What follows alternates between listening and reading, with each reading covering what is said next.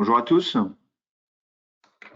bienvenue dans ce webinaire du comité association. Écoutez, je suis ravi de vous voir. Non, mais en tout cas, je suis ravi que vous soyez présents aujourd'hui avec nous. J'ai la chance d'accueillir Romain Aigle de l'ADEME Bonjour, qui va nous parler un petit peu de l'ADEME. Bonjour Romain. bonjour. Et puis Steve Lewis de la CRES qui va nous parler un peu d'économie sociale et solidaire.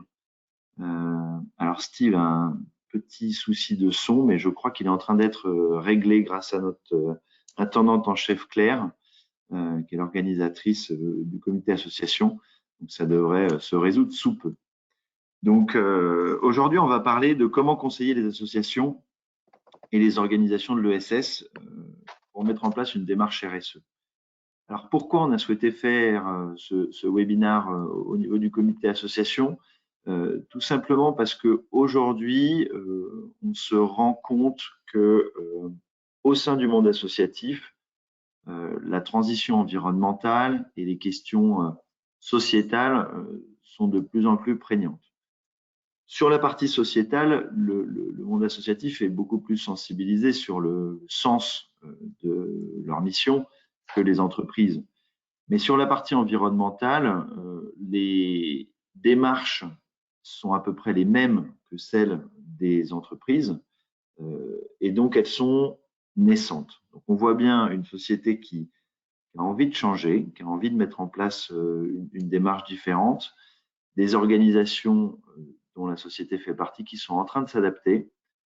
Et tout l'enjeu des experts comptables, qui sont les conseils de ces structures, c'est de réussir à continuer à bien conseiller sur ces parties-là. Et pour ça, on pense qu'il y a deux grands volets. Il y a d'abord s'informer et d'autre part, apprendre les outils qui existent, parce qu'il y a beaucoup de choses, on va le voir. Donc, apprendre quels sont les outils et les financements qui existent pour pouvoir mettre en place cette démarche.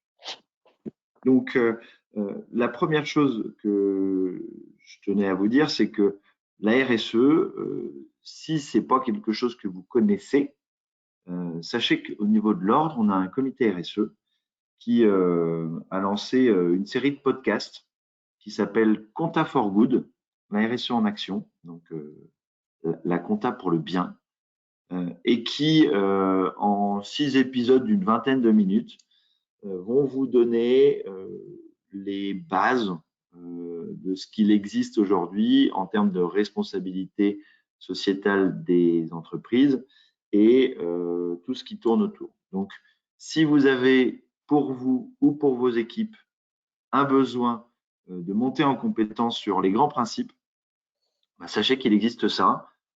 C'est un outil assez simple. Il est disponible sur toutes les plateformes et sur le site de l'ordre. Et ça pourra vous permettre peut-être, je ne sais pas si vous faites des footings ou du sport, en quelques temps, d'écouter ces podcasts et d'avancer dans votre connaissance. Parce que la première chose, c'est quand même de se former pour les experts comptables pour qu'ils soient à même d'être au niveau pour ensuite conseiller leurs clients, les dirigeants du monde associatif, les bénévoles sur les démarches à mettre en œuvre. La deuxième chose que je voulais vous dire avant d'engager la discussion avec Romain et Steve, c'est que quand on veut conseiller les assos sur ce sujet-là, pour moi, il y a 5 choses qu'il faut avoir en tête. La première, c'est que quand on parle de responsabilité sociétale, quand on parle d'environnement, l'important, c'est déjà d'en parler. De dire, est-ce que vous, dans votre association, vous faites des démarches? Qu'est-ce que vous faites?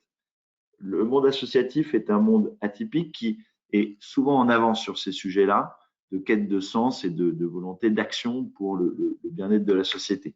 Donc, il est fort probable qu'il y ait déjà beaucoup de choses qui soient faites. Donc, n'hésitez pas à en parler. On n'attend pas forcément l'expert comptable aujourd'hui sur ce sujet, mais le fait qu'il pose des questions, c'est une possibilité et un moyen de se mettre justement sur ces problématiques-là. La deuxième chose, c'est que si la réponse est « Ah non, nous, en fait, on ne fait rien, la RSE, on ne sait pas ce que c'est », le premier conseil à donner, c'est vous devriez mettre en place une démarche. Alors, une démarche RSE, ça peut être quelque chose de très pratico-pratique, ou ça peut être quelque chose de plus structuré, d'aller vers un label, de chercher une labellisation, sachant qu'il y a pas mal de labels qui existent aujourd'hui, d'aller même vers une certification de structure à mission ou de labellisation ESUS. Donc, de leur conseiller de dire, prenez un accompagnement pour avoir un chemin de fer qui va vous permettre d'avancer, parce que c'est un peu comme quand on se lance dans une comptabilité. Quand on ne lance pas un projet, c'est très difficile. On ne sait pas par où commencer. Donc, le deuxième conseil qu'il faut leur donner, c'est mettez en place une démarche structurée, prenez un temps pour avancer, c'est un projet comme un autre. La troisième chose que vous pouvez faire, c'est donner des outils. C'est de dire, ah bon, alors pour vous, je ne sais pas qu'est-ce qui est important, est-ce que c'est la réduction de vos déchets? Très bien, sachez qu'il existe au niveau de la CRES, au niveau de l'ADEME, tout un tas d'outils. Et donc, l'objectif ensuite, ce sera de vous donner ces types d'outils, de savoir où ils sont pour que vous puissiez les utiliser. Mais je pense que le rôle de l'expert comptable, c'est de donner ces outils. Alors, ça peut être des outils de conseil de mise en place. Ça peut aussi être des outils beaucoup plus opérationnels de suivi d'indicateurs ou d'outils purement comptables. Je vous donne un exemple très simple et très concret. Si vous êtes dans la petite enfance, que vous avez une démarche de responsabilité sociale sur la partie alimentation, vous pouvez leur dire, est-ce que déjà dans vos comptes comptables, vous mettez en place un split entre toutes les fournitures bio et les fournitures non bio dans l'alimentation que vous donnez aux enfants? Ça, c'est un outil tout bête, mais déjà, ça va leur permettre d'avoir des indicateurs. Donc, mettre en place des outils. La quatrième démarche, c'est d'aller chercher des financements. Parce que dès qu'on va aller vers des éléments plus structurants, soit sur la qualité de vie au travail, sur les mobilités douces pour essayer de réduire les dépenses carbone des allers-retours de l'ensemble des salariés, soit sur le travail, sur les économies, sur les bâtiments. Tout ça, il y a aujourd'hui un certain nombre de financements dont Romain nous parlera un peu après. Alors, c'est quelque chose qui convient d'analyser, mais en tout cas, il faut aller chercher ces financements et être à même de savoir ce qu'il existe au sein de l'écosystème finalement qu'a développé l'État, mais aussi au sein de fondations qui sont en faveur de ce type de démarche. Donc voilà, aller chercher des financements. Et enfin, et là on revient sur le rôle primeur pour moi de l'expert comptable, un des rôles de base, c'est quand même de donner des indicateurs sur la gestion, savoir le résultat, l'évolution des produits de fonctionnement, savoir les subventions d'investissement, le niveau d'endettement. Ça, c'est notre métier de tous les jours. Aujourd'hui, les associations et l'économie sociale et solidaire en général commencent à être en attente d'autres indicateurs. Et ça, c'est quelque chose qu'il faut mettre en place et aider à la mise en place. Si votre client vous dit moi, c'est important pour moi la réduction de mes déchets et mon impact carbone, est-ce qu'il a déjà fait un bilan carbone? Et s'il n'en a pas déjà fait, on peut lui conseiller d'en faire un et de mettre en place un suivi de son bilan carbone de façon annuelle. Si il a envie de savoir plus précisément quelles sont ses dépenses énergétiques en kilowattheure, on peut mettre en place des indicateurs. Il y a tout un tas d'indicateurs qui existent et l'expert comptable pourra, ça va imposer forcément une nouvelle démarche, mais pourra suivre ces éléments dans l'annexe des comptes, par exemple, ou dans des indicateurs de gestion à côté. Donc voilà les 5 choses. En parler, conseiller sur quelle démarche vous voulez faire et comment la structurer, donner des outils, donner les financements qui existent et mettre en place ensuite un suivi d'indicateurs.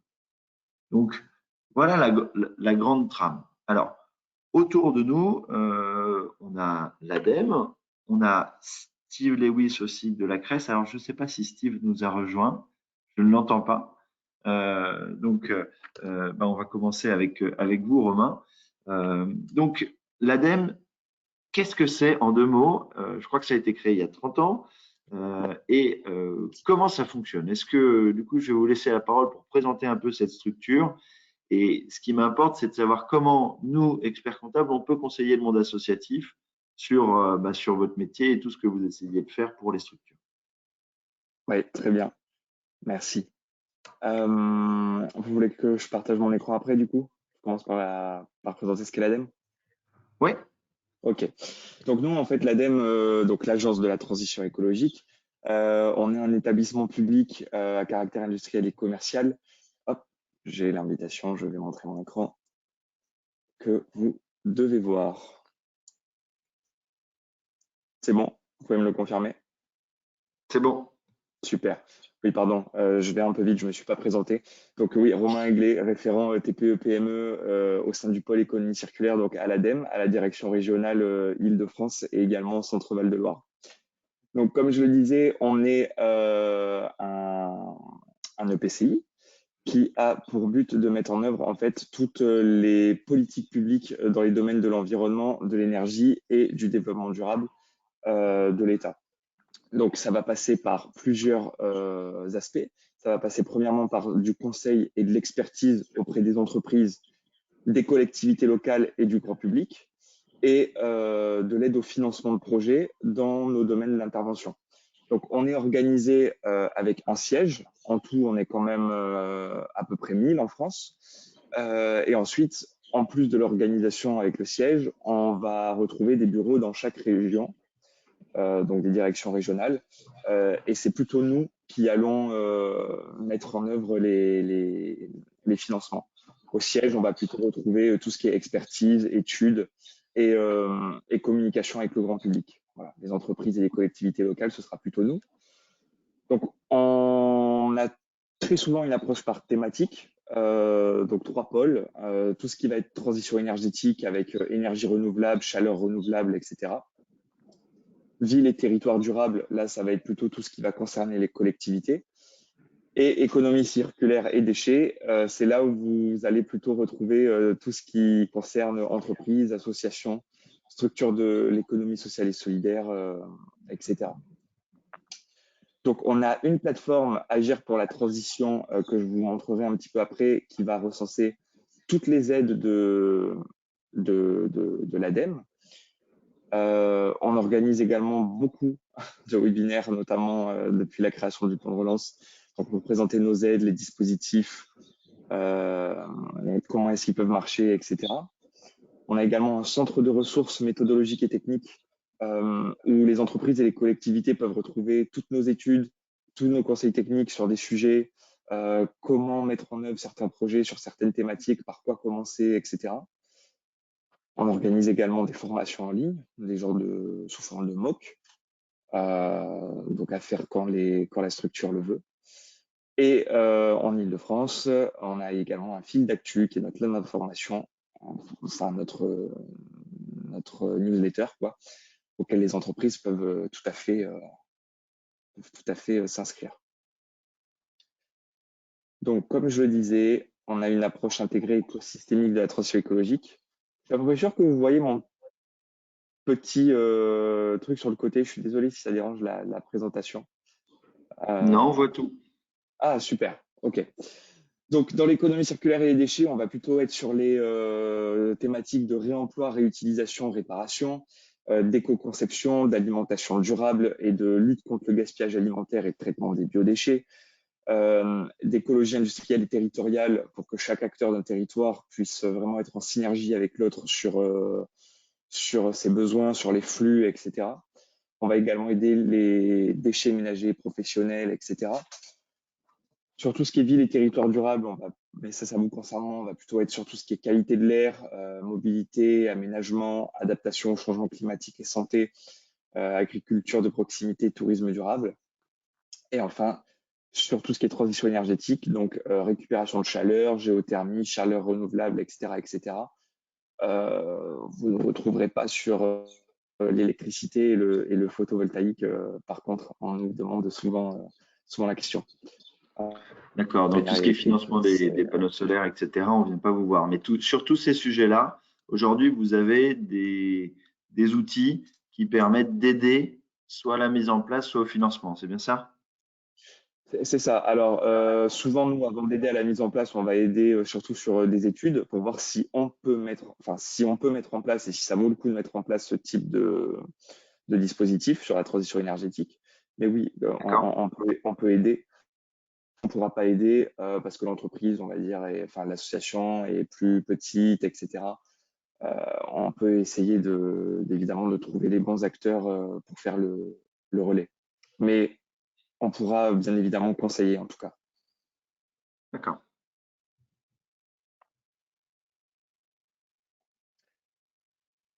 Donc,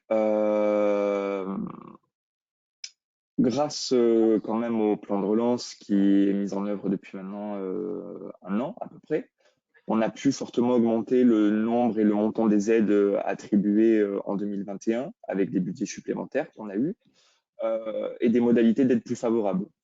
Et peut-être aussi que ça nous a aidé à rendre nos aides plus facilement compréhensibles, je dois l'avouer, ce qui est pas une mauvaise chose parce que des fois on peut paraître comme une structure assez opaque. Donc en 2021, on a financé pour l'instant plus de 500 projets pour 110 millions d'euros.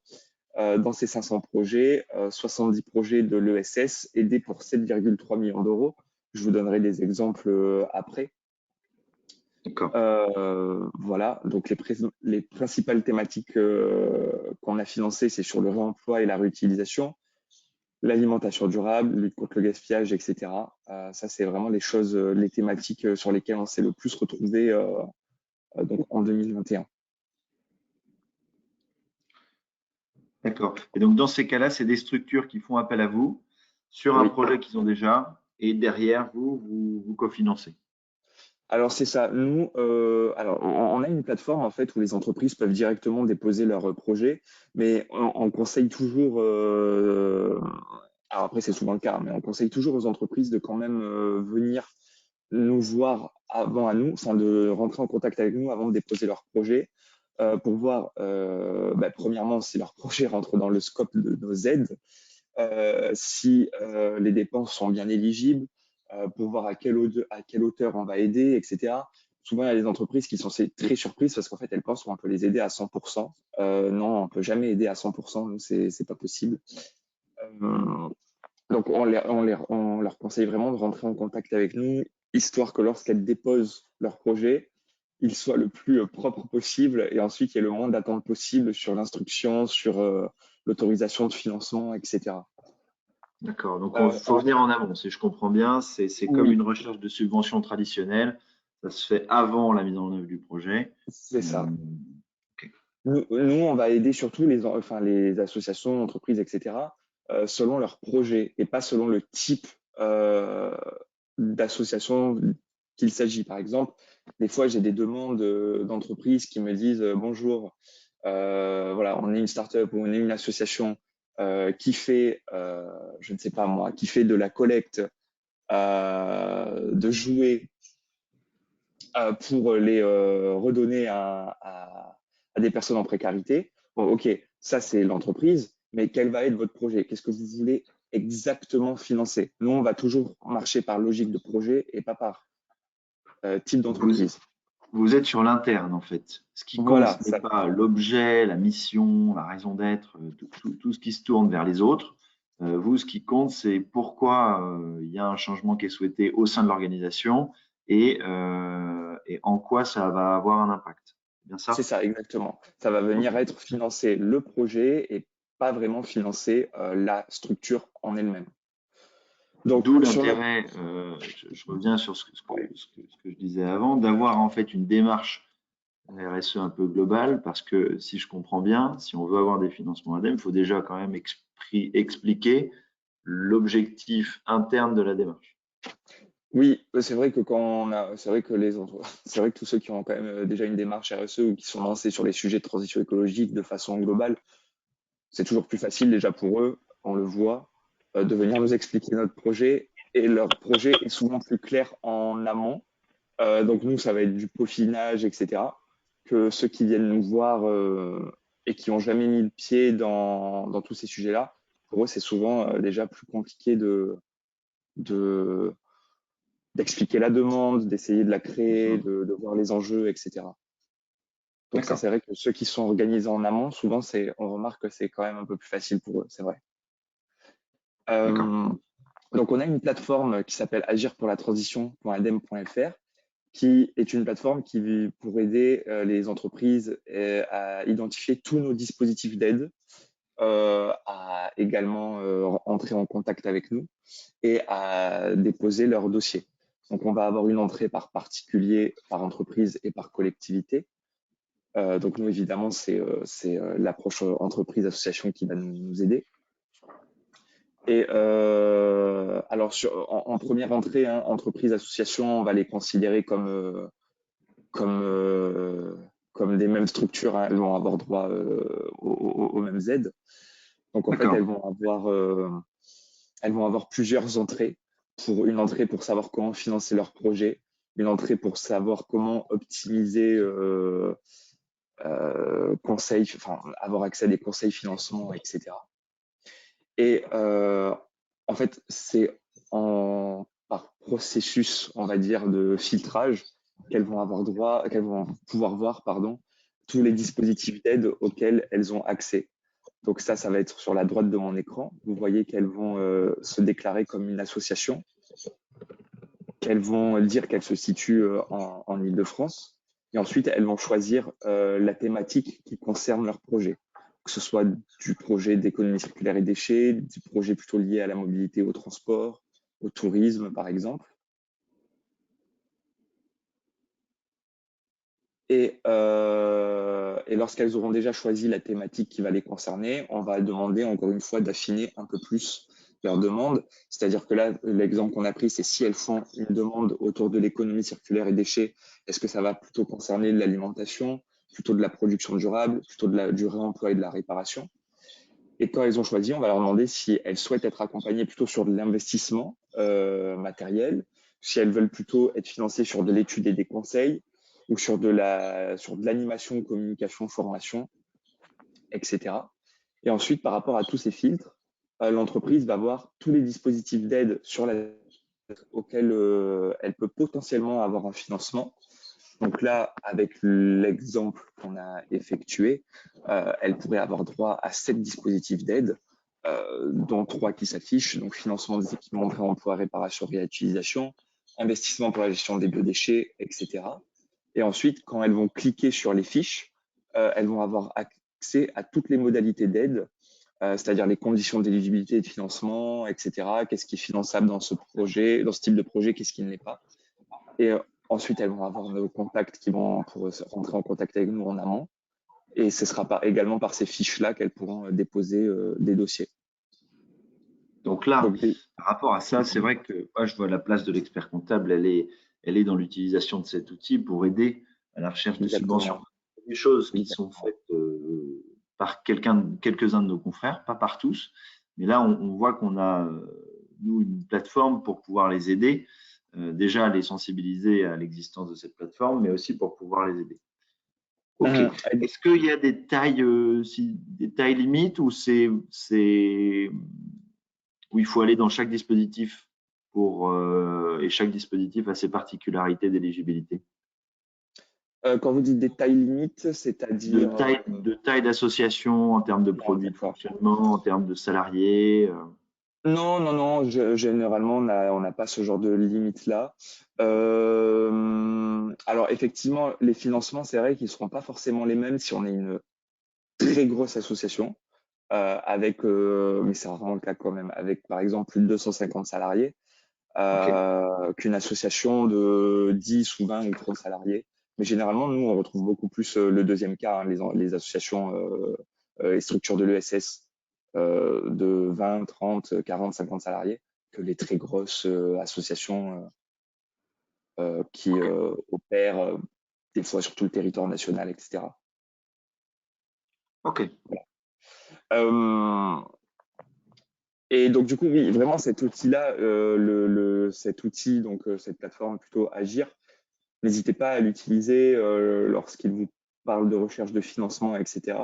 Même nous, en interne, on l'utilise beaucoup. Je veux dire, à l'ADEME, il y a tellement de sujets, tellement de financement, etc., que nous-mêmes, en interne, on ne les connaît pas tous, entre tout ce qu'on fait en région, ce qui se fait au siège, etc. Donc c'est vraiment un très bel outil pour pouvoir mieux s'y retrouver. Donc vraiment, n'hésitez pas. De toute façon, c'est impossible de connaître toutes les aides de l'ADEME, déjà chez nous. Alors pour les personnes externes, ça l'est encore moins. Donc vraiment, n'hésitez pas à vous référer à cette plateforme. D'accord, bon, bah, c'est très intéressant d'avoir cet outil parce que c'est vrai que c'est quelque chose dont on a besoin. Mhm. Alors, je crois que Steve nous a rejoint. Je ne sais pas s'il nous entend. Oui, je vous entends très bien. Est-ce que vous m'entendez? On t'entend très bien, Steve. Bonjour. Donc, Bonjour. tout à l'heure, Romain nous parlait de l'économie sociale et solidaire. Donc, bah, je vais un peu te donner la parole là-dessus, parce que, bon, c'est vrai qu'on parle des associations, et puis on parle de l'économie sociale et solidaire. Alors, c'est un mot qui est important. Est-ce que peut-être tu peux bah, te présenter, nous présenter la CRES, et puis nous dire ce que c'est que l'économie sociale et solidaire. Euh, Ouais, pas de souci. Je vais faire ça tout de suite. Est-ce que du coup tu peux partager les diapos? Sinon, je peux le faire. Ok, bah cool.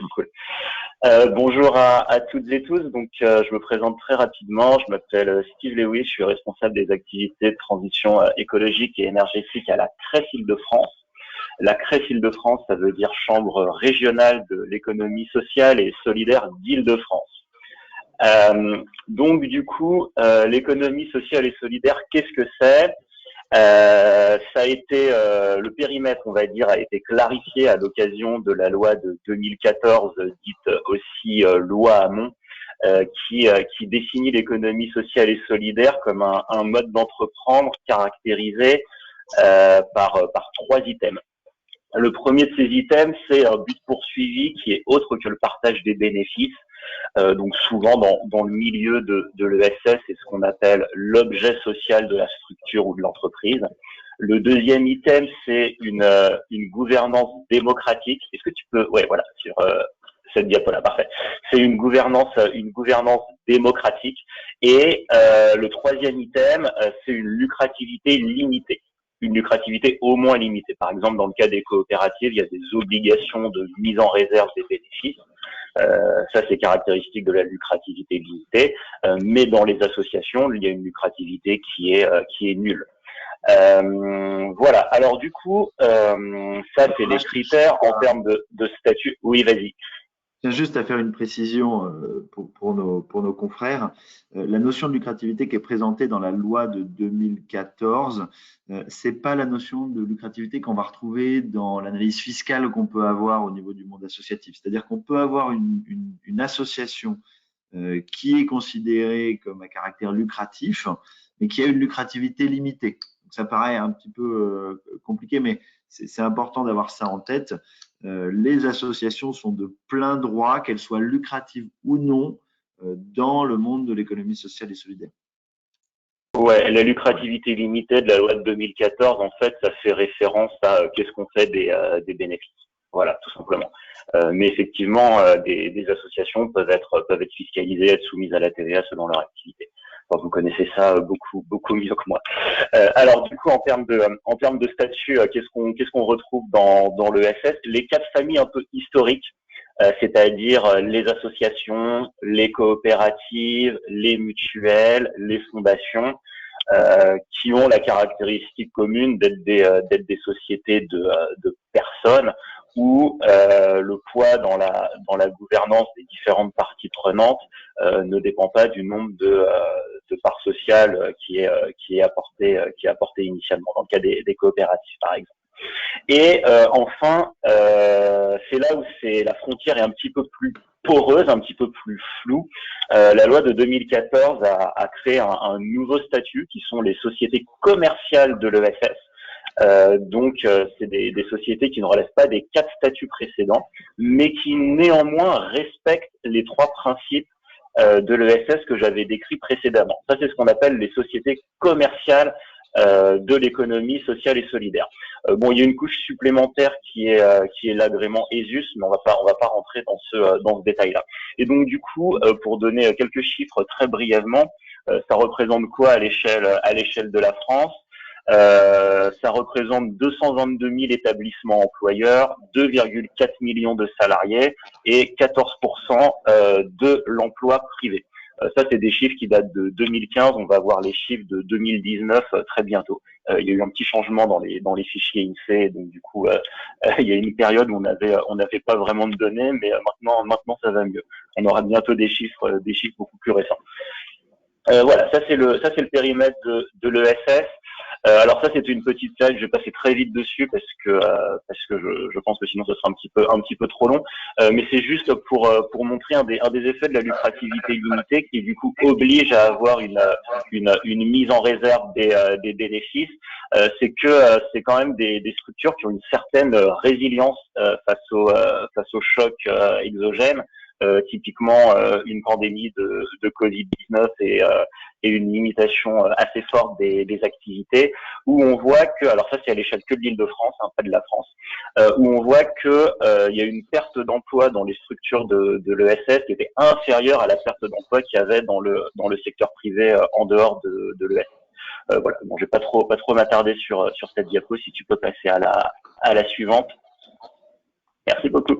Alors du coup, le rôle de la CRES. Je vais aller vite là-dessus aussi. Le rôle de la CRES, c'est de promouvoir et de contribuer au développement des structures de l'économie sociale et solidaire dans toutes les régions de France. Hein. Il y a une CRES par région, et on a une tête de réseau qui s'appelle ESS France. Se contribuer au développement des structures de l'ESS, ça passe par trois grandes actions, on va dire. Connaître et faire connaître l'économie sociale et solidaire. Ça, c'est plus des activités d'observation, de quantification, de création d'études pour l'observation. Pour la sensibilisation, c'est des programmes type Mon ESS à l'école, ou nous, par exemple, à la CRES Île-de-France, le rôle d'un de mes collègues, c'est d'aller monter des projets d'économie sociale et solidaire en lien avec l'éducation nationale dans différents lycées d'Île-de-France. Voilà, une action de sensibilisation, il y en aurait bien d'autres, je développe pas plus que ça. Deuxième grande action, développer et accompagner. Ça, c'est des actions de développement économique assez classiques, hein, type des conventions d'affaires, des speed meetings, etc. Et aussi animer tout l'écosystème de l'accompagnement, c'est-à-dire qu'il y a pas mal de structures qui sont spécialisées dans le montage de projets, dans l'ingénierie de projets, qui ont une expertise en fait, qui vont permettre d'accompagner les structures de l'ESS à qui peut manquer cette expertise. Et le rôle de la CRES en Île-de-France, c'est d'animer cet écosystème, d'organiser des rencontres, etc. Dans d'autres régions, ça peut être différent. Il y a des CRES qui font l'accompagnement en direct, mais nous, en Île-de-France, on fait pas l'accompagnement en direct. On a plus un rôle d'animation de l'écosystème. Et troisième grande mission, fédérer et représenter. Statutairement, les CRES, c'est des associations, et nos adhérents, c'est des structures de l'économie sociale et solidaire qui sont organisées en différents collèges selon leur statut, etc. Et du coup, nous, notre rôle, c'est de fédérer les acteurs de l'ESS et de construire avec ces acteurs-là un plaidoyer qu'on va porter auprès des pouvoirs publics. Donc voilà, selon les occasions, par exemple pour les régionales, ça nous a beaucoup mobilisés. Pour les présidentielles, ça va beaucoup plus être le rôle de notre tête de réseau de mener ce plaidoyer-là. Donc voilà en gros les grandes missions et les grands types d'actions qu'on fait à la CRES Île-de-France. Non, c'est très clair, merci. Et c'est vrai que c'est important, je pense, pour notre profession d'avoir en tête l'existence de la CRES, et notamment pour le sujet qui nous anime, parce que du coup, Romain et Steve, je crois que vous travaillez quand même pas mal ensemble, et on voit bien que vous êtes une structure qui développait des outils, et pour l'état actuel de la profession d'expertise comptable, qui est quand même un bon conseil auprès du monde associatif, on peut mettre à profit tous les travaux que vous faites pour les mettre en valeur auprès de nos clients. Alors, du coup, par rapport à ça, qu'est-ce que vous faites, vous, pour justement favoriser ces démarches RSE au sein du monde associatif? Ouais, alors bon, les démarches RSE, RSO, ça se développe dans le SS, hein, comme ailleurs, je pense. C'est vrai que nous on a une entrée. Je veux bien que tu passes à la diapo suivante, s'il te plaît. Nous on a une entrée qui était un peu différente. Bon, c'est un autre nom pour dire à peu près la même chose. C'est le guide d'amélioration continue des bonnes pratiques des entreprises de l'ESS. C'est encore quelque chose, hein, qui est issu de la loi de 2014 et qui a été produit par le Conseil supérieur de l'économie sociale et solidaire. C'est un outil d'autodiagnostic, hein. Je vous ai mis le lien pour y accéder en fin de présentation. Vous pourrez regarder tout ça dans le détail si ça vous intéresse. C'est un outil d'autodiagnostic qui amène les dirigeants et les salariés des entreprises de l'économie sociale et solidaire à se poser des questions et à mettre en place des démarches d'évaluation et de suivi sur un ensemble de thématiques. Donc, il y en a 8. Il y a par exemple la première, c'est modalité effective de gouvernance démocratique. Et donc, du coup, il va y avoir une série de questions et des indicateurs du type quel est le taux de participation aux instances de gouvernance, par exemple, des choses comme ça. Donc voilà, comme vous le voyez, je vais pas détailler, mais il y a plusieurs thématiques en fait, la démarche, c'était tout simplement d'outiller les structures de l'ESS pour qu'elles aient des pratiques qui soient plus vertueuses. Il y a une dimension qui porte plus spécifiquement sur les sujets environnementaux. Et effectivement, nous, on la trouvait pas vraiment satisfaisante. Alors, est-ce que tu peux passer juste à la diapo suivante, s'il te plaît? Bien sûr. Voilà, merci beaucoup. Donc voilà, ça se présente un peu comme ça, et autant sur l'ensemble des items, on trouvait que le guide était plutôt bien fait, plutôt facile à se réapproprier pour les structures, avec des bons retours, hein, dessus. Mais c'était pas vraiment le cas de la partie sur l'environnement. Parce que les indicateurs sont trop larges, les actions sont trop génériques, et pour une structure, c'est vraiment très difficile de se réapproprier cet outil. C'est pour ça que dans le réseau des CRES et avec le concours de notre tête de réseau, on a développé des fiches actions qui sont beaucoup plus orientées vers la pratique, vers des actions concrètes qui permettent de mobiliser ces équipes autour de sujets d'amélioration des bonnes pratiques environnementales. Alors pour l'instant, on a 4 thématiques principales, hein, qui sont traitées par ces fiches. Une thématique consommation responsable, on a une thématique énergie, une thématique gestion des déchets et une thématique mobilité. Du coup, c'est vrai que moi, Oui.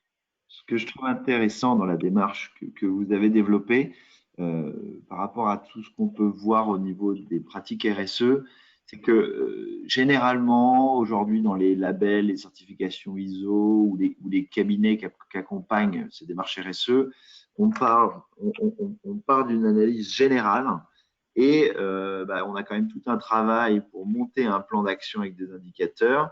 Et puis après, on aboutit à des actions.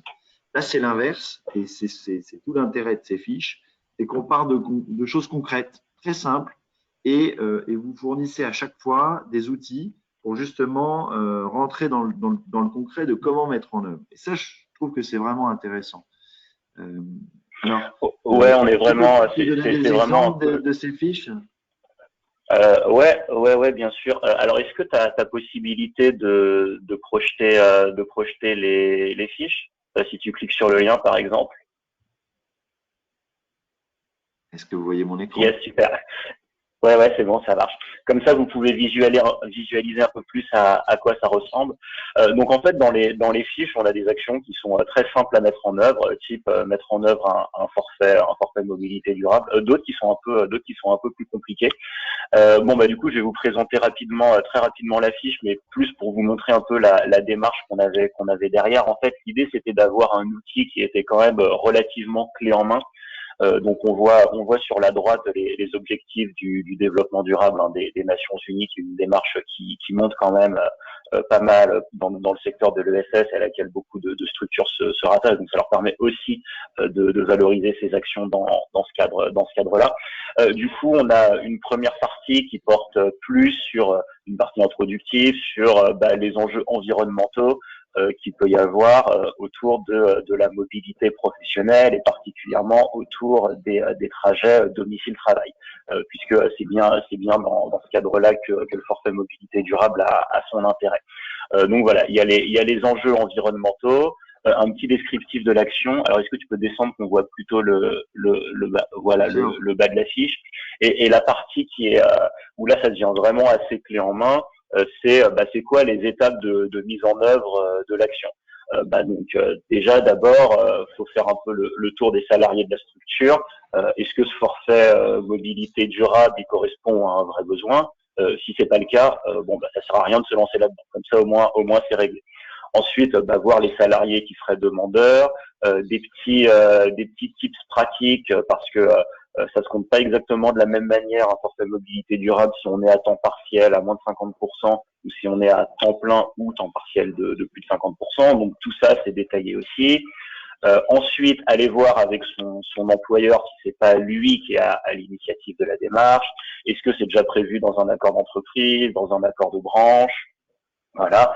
Et puis ensuite, la fin de la démarche, demander aux salariés de produire l'attestation, et puis après l'étape d'information. Donc voilà, vous voyez, c'est vraiment une démarche très très orientée vers la pratique. Et ce qu'on voit sur la droite, c'est une série d'indicateurs chiffrés qui là, pour le coup, concerne l'utilisation des mobilités, des différentes modalités de mobilité durable par les salariés, puisque c'est ça qu'on essaye d'activer à l'aide de ce forfait mobilité durable, et puis aussi des petits indicateurs qualitatifs.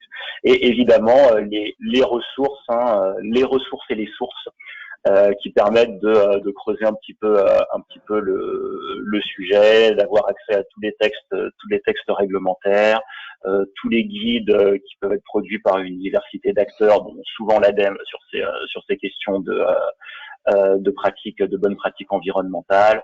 Voilà. Donc on est vraiment orienté vers une action assez pratique et immédiate en fait. C'est des choses qui peuvent se faire, qui peuvent se lancer plus ou moins tout de suite. Merci beaucoup pour ça. Moi, je trouve que c'est très intéressant parce que ça permet de donner des outils sur une question simple.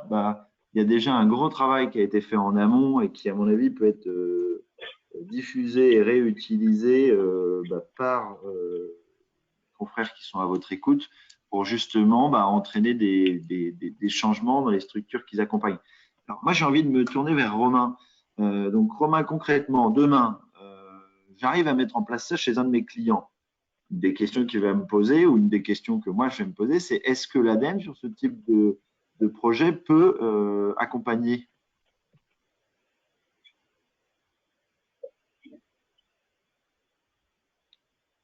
Alors, je crois qu'on ne t'entend pas, Romain. Pardon, j'avais coupé mon micro pendant la présentation de Steve. Donc, par rapport à ce type de projet de mobilité, c'est ça? Exactement. Donc, j'ai une mobilité. Finalement, j'ai 10 salariés qui sont intéressés pour avoir une mobilité électrique, mettre en place des véhicules électriques, et puis 25 qui sont pour un vélo. Est-ce que l'ADEME, sur un projet comme celui-là, va avoir un rôle? Alors, c'est dommage que vous m'interrogiez sur cette thématique parce que j'avais un rôle, mais on n'a plus de financement malheureusement, tout est épuisé sur cette thématique-là. Mais effectivement, par exemple, si une entreprise avait un projet qui va concerner plutôt toutes ces pratiques de mobilité. Donc, ce qu'elle peut faire, c'est rentrer d'abord en contact avec nous, donc moi ou Carole Limousin. Carole Limousin, c'est la référente de toutes les structures sociales, de toutes les structures de l'ESS, au sein de l'ADEME. Elle nous expliquer son projet et nous, on va lui dire ce qui est possible ou pas. Donc, ce qui était possible, fut un temps, jusqu'à très peu de temps, mais là, c'est terminé, c'était effectivement de l'investissement dans des véhicules électriques en remplacement de véhicules thermiques pour l'entreprise, pour son fonctionnement interne, et également de vélos pour pouvoir, pour la mobilité de l'entreprise. Bon, ça s'est terminé. Après, il reste quand même d'autres dispositifs potentiellement de l'État ou régionaux. Mais voilà.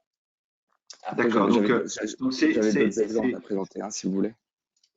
ce qui est important, alors on va passer aux autres exemples, mais ce qui est important à retenir, c'est que là, on a grâce à la CRES une démarche et derrière, l'ADEME peut venir compléter avec un point de vigilance pour nous, experts comptables, de passer par la plateforme ou de vous contacter directement pour avoir un bon aiguillage dès la construction du projet. Parce que mine de rien, la mobilité, ça a quand même un coût pour l'entreprise. Pour la structure. Et donc, la mise en place va forcément poser question. Ça a aussi un intérêt social, hein, puisque les forfaits sont exonérés de charges sociales, mais ça nécessite de bien savoir en amont le coût pour être sûr que ça rentre dans le budget de la structure. Et donc, d'une part, avec le travail amont d'analyse et d'autre part, avec l'analyse de financement, on va pouvoir donner des réponses. Alors, du coup, est-ce que vous avez des exemples de projets que vous avez financés pour qu'on puisse se mettre comprendre où est-ce qu'on peut aller vous chercher? Bien sûr. Est-ce que Jean-François, vous pouvez me réinviter à partager mon écran? Oui, ça doit être possible. Hop. C'est bon, merci beaucoup. Donc, je reviens. Voilà. Donc, par exemple, sur ce type de... Hop. Voilà. Sur nos dispositifs d'économie circulaire et déchets, quand les entreprises vont venir sur notre plateforme et voir tout ce qu'il y a sur cette thématique-là, donc ils vont voir comment on peut aider sur l'éco-conception, consommation responsable, gestion, traitement des déchets, etc., etc. D'ailleurs, nos dispositifs sont souvent ouverts sur un certain temps, hein, sous forme c'est des dispositifs au fil de l'eau, mais qui sont ouverts sur un certain temps, parce qu'après, nous, il faut toujours qu'on calcule par rapport au budget qu'on a sur l'année, etc. Donc là, tous ces dispositifs vont réouvrir entre février et juillet 2022 pour la première vague. Et comme on le voit sur le côté, on peut souvent, pour les études, aider de 50 à 70% du taux d'investissement. Pour les investissements matériels, jusqu'à 55%, etc. Donc, pour un exemple plus concret, sur la thématique réemploi, réutilisation et réparation, on a soutenu l'association l'Éco des Pas Perdus pour la création d'une ressourcerie dans l'ouest des Yvelines. Donc, sur 71 000 euros d'investissement, nous, on a pu les aider à hauteur de 32 000 euros. Donc, qu'est-ce qu'il y a dans ces 32 000 euros d'aide? Ça va être une prise en charge de l'aménagement de la ressourcerie, une prise en charge du coût justement des transports qui vont pouvoir en découler, etc., du fonctionnement interne. Mais vraiment tout ça. Et je sais pas si dans ce dossier, est-ce qu'on a pu soutenir de la ressource humaine? Des fois c'est le cas, des fois c'est pas le cas. Sur celui-là, j'avoue que je ne sais pas trop. D'accord. Ça peut être aussi sur la masse salariale qui va travailler à la mise en œuvre du projet. Oui, ça peut. C'est pas sur tous, mais des fois ça peut. D'accord. C'est selon le dispositif. D'accord. Donc ça, c'était nos dispositifs d'aide économie circulaire et déchets classiques. Et sur un type de projet quand même plus petit, on a un guichet qui s'appelle, dont je suis en charge, qui s'appelle Tremplin pour la transition écologique des PME, qui est en fait donc un guichet qui permet de bénéficier d'aides forfaitaires sur la thématique économie circulaire et déchets, et aussi éco-conception et labellisation. Alors, c'est ce que je disais tout à l'heure. Avant, j'avais également tout ce qui était éclairage, mobilité, etc. Mais les financements ont été réduits au fur et à mesure de l'année, ce qui est logique. Et donc, Ça veut dire que ça a voilà, marché, si j'ai bien compris. oui, ça veut dire que ça a marché. On ne sait pas si ça sera relancé en 2022 sur les thématiques qui ont disparu. En tout cas, ça a marché. Donc, ça permet Il de faudra que la bénéficier. Grèce fasse un travail de lobby au niveau des pouvoirs publics. Voilà, c'est le message est passé exactement. Et donc, on peut aider des aides matérielles comme des compacteurs, des composteurs, de la récupération d'eau de pluie, etc. On va pouvoir aussi aider des aides immatérielles comme diagnostic de réduction d'emballage, aide à la prévention des biodéchets, une entreprise qui veut faire son bilan carbone ou une entreprise qui veut se lancer dans l'écolabel européen, si elle travaille évidemment dans un secteur où il y a un référentiel de l'écolabel européen. Euh, je passe sur le montage de dossier, mais qui est quand même beaucoup plus simple que tous les autres dispositifs qu'on a à l'ADEME, parce qu'en fait, on n'a pas d'annexe technique, d'annexe financière, etc. Tout va se faire avec un tableau qui calcule l'aide automatiquement selon le type d'aide, enfin le type d'investissement qu'on veut faire. Et après, il faut juste présenter les devis. Mais ce dispositif-là, toutes les structures de l'ESS y sont éligibles. Les associations loi 1901 également, pour celles qui exercent régulièrement une activité économique. Voilà. Après, il faut juste que le montant minimal d'aide soit de 5 000 € pour être éligible. Et sur ce type de projet, voilà, c'est ça le plus important. Enfin, l'exemple, on a aidé l'association Carton Plein qui est à Paris. C'est une association qui organise beaucoup de déménagements en vélo cargo, etc. Avec des personnes en réinsertion. Donc voilà, on est dans une logique de. Alors on est déjà dans une logique avec une dimension sociale puisque les salariés sont surtout des personnes en réinsertion. On va être aussi dans une logique de transition écologique parce que le déménagement se fait par mobilité douce, etc. Donc, eux, leur problématique, c'était qu'ils avaient beaucoup de cartons, beaucoup, et qu'au bout d'un moment, ils savaient plus trop quoi en faire, ils savaient plus trop comment les revaloriser. Donc, ils avaient un projet de 11 000 € pour investir dans des compacteurs à carton pour avoir une meilleure gestion de leurs déchets. Donc, on a pu leur financer sur leur projet d'investissement d'11 000 € de compacteurs, on a pu leur financer 8 000 €, ce qui est pas mal quand même. Comme je vous le disais, ils auraient pu et ils souhaitaient malheureusement investir aussi dans l'achat de nouveaux vélos cargo, mais à ce moment-là, l'aide était déjà épuisée sur les vélos cargo qui a très bien marché en Ile-de-France. Mais c'est juste pour vous donner un petit exemple de projet plus petit qu'on peut aussi financer via ce dispositif. C'est très intéressant et j'espère que pour nos confrères, ça leur donnera des idées. Je suis sûr que chacun a en tête quelque chose à faire et à conseiller. Et c'est totalement le rôle de l'expert comptable d'être l'interface finalement entre des acteurs comme vous qui travaillez parfois un peu trop dans l'ombre. Et ça a été dit au début. Donc voilà, nous, l'objectif de ce comité, c'est aussi de sensibiliser à tout ce qu'il existe comme outils pour qu'on puisse être le relais de ce type de choses, soit sur des outils, je dirais, pratico-pratiques de mise en œuvre, soit sur des outils de financement. Donc non, c'est intéressant. Alors, je vois l'heure qui passe. Je pense que s'il y a quelques questions, on va les prendre. Donc, n'hésitez pas à les mettre sur le chat. Moi, j'ai trois choses que je voudrais souligner et faire retenir. La première, n'hésitez pas à aller voir le site de l'ADEME parce qu'on voit bien quand même que notre devoir de conseil en tant qu'expert comptable, c'est aussi de sensibiliser sur ce qu'il existe comme financement public. Et il y a eu un gros travail de l'ADEME au travers du plan de relance, comme ça a été dit au départ par Romain, sur la simplification des démarches. Et je pense que pour avoir travaillé sur des dossiers il y a quelques années, on est sur des choses qui sont plus simples. Donc ça, il faut faire passer le message et être le relais.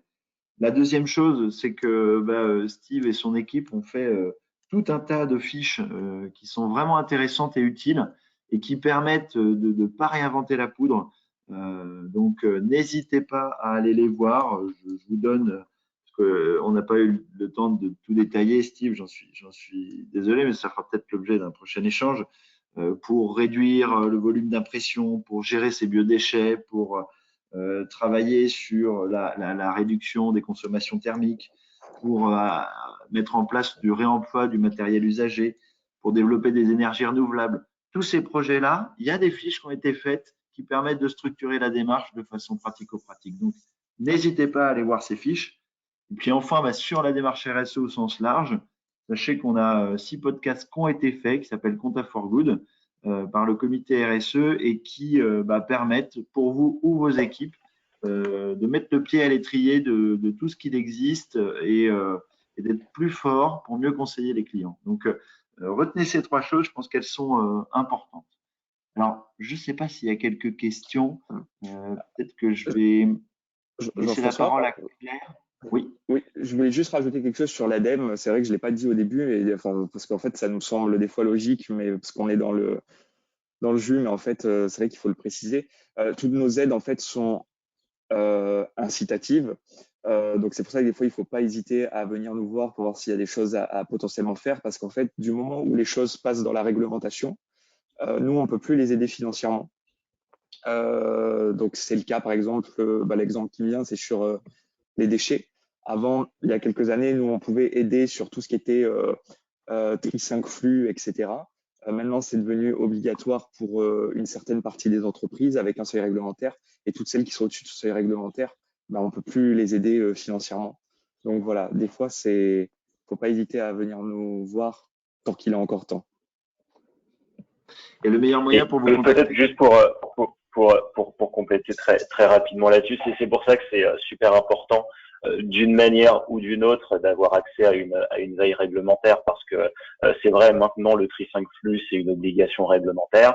Il y en a une qui n'en est pas encore une, c'est le tri à la source des biodéchets, mais ça le sera à la fin de l'année 2023. Donc, si on veut profiter du dispositif tremplin pour avoir des composteurs, c'est avant le 31 décembre 2023, parce que là, ce sera une obligation réglementaire. D'accord. Bon, bah écoutez, merci messieurs. Il est 10h33, donc on s'était engagé à tenir 1 heure.